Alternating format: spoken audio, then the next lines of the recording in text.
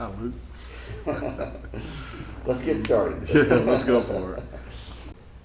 When y'all started the church at Grawwaller, how many people were with y'all there? Well, the only ones that are still here now are me and my family, Right. and Wayne and Lorinda and his kids. And also Megan was here at the beginning, although she was only 1 or 2 years old, I'm guessing. But her parents were key members here at that time. And then we had some single young people that joined in with us from the very start. And then I was asking you about Tony and Connie. They Yeah. came pretty soon. Yeah, I'm guessing 2 or 3 years later, but I'm not sure of the time. That was real key for us at the time because Tony's just, an excellent speaker for one thing, but just, as a person, they really helped with our work, especially at the beginning, and continued on for years. So. Great. So, would you just walk me through how you guys ended up acquiring this building?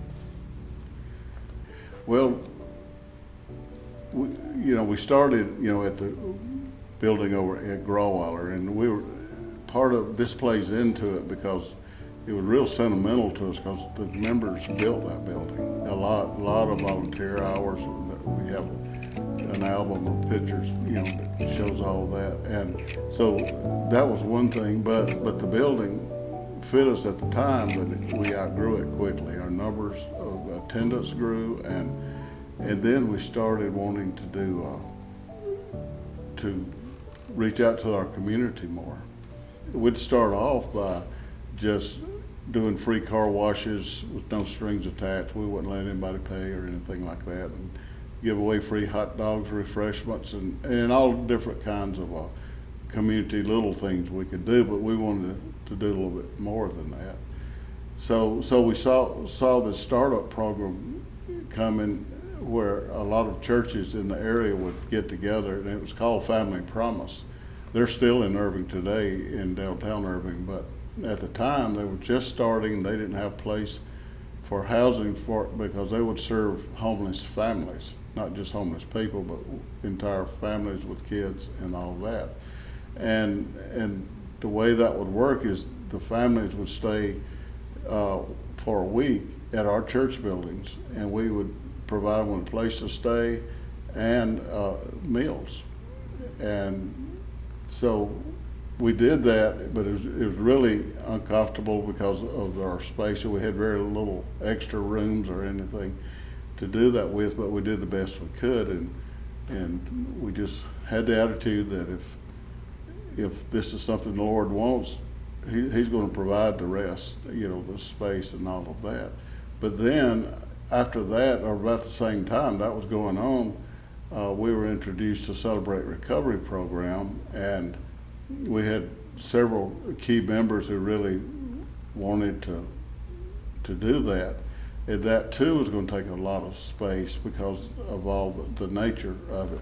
But knowing and just going on the trust that God's going to provide, we went ahead and started the training process by going to a convention there in San Antonio. Several of us went. During this time also, Jim Crouch was working with his congregation, and we were, with everything else, we were also trying to reach out and become more acquainted with other churches in the area. And he would join in at some of the prayer sessions the pastors of different churches would get together and they'd have prayer. And so at one of those meetings is when the pastor from this church building here that used to meet here, the First Christian Church, said that they were really struggling because their numbers had decreased from what they once were. It was an older crowd there, mostly. There were some young, but mostly older crowd.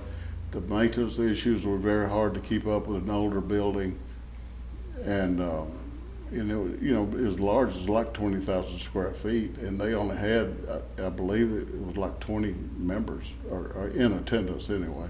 And in a private conversation with that pastor Jim had mentioned, we were on the other side. We have a younger crowd, or busting at the seams, basically, needed more space.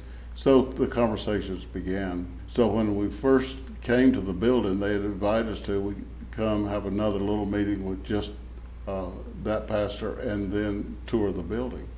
And that's what we did. And when we first came in this building, Jim and I were standing right here at these doors, and first time I'd ever seen that auditorium, and I just told Jim, I said, "There's no way that we could ever afford anything like this. It's just, it's massive. It'd be great, but we just can't afford that."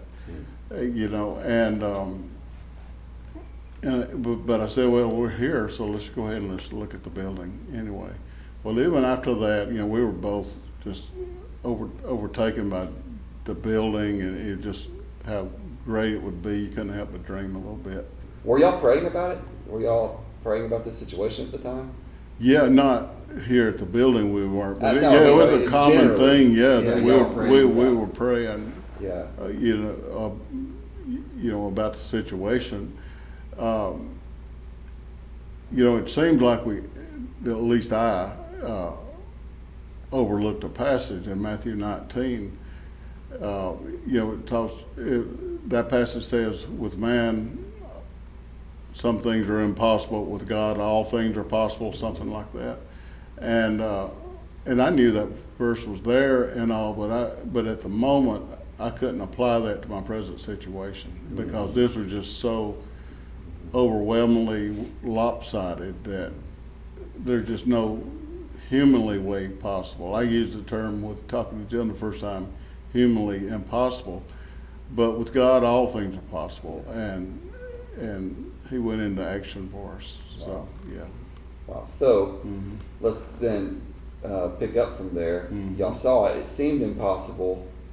What was the next thing that happened that made you say, "Oh, maybe God is going to make this possible"?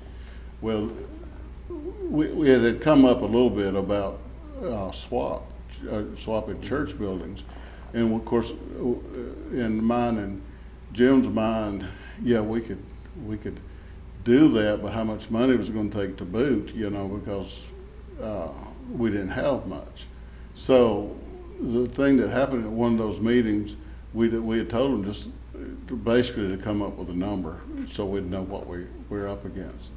And at that meeting, they come up and the spokesperson, they just selected a spokesperson, and they said, "We're willing to swap our church building for your church building for an even swap."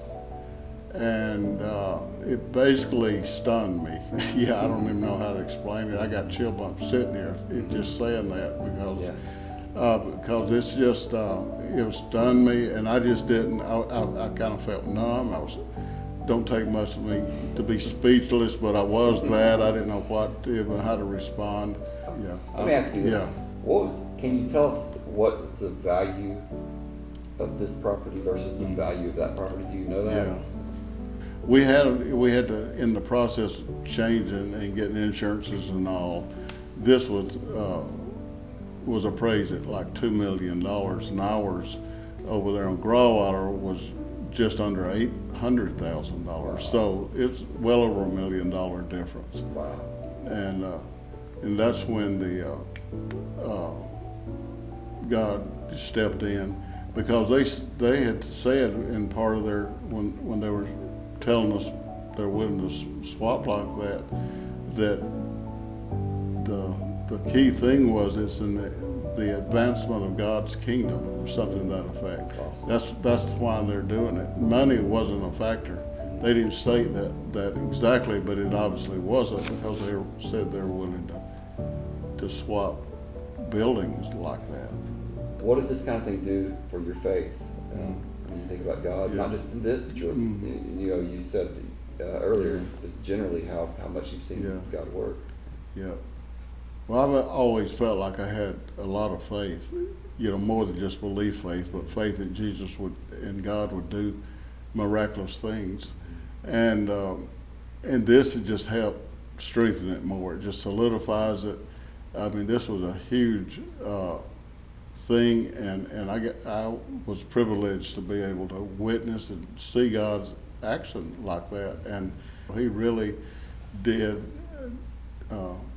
do a lot for this congregation. He always has, though. Yeah. This congregation, I know I just speak for this one, is highly favored to the Lord. He's blessed this congregation so much through the years. And what he did on that day was just an extra blessing for us. And so we don't take that lightly.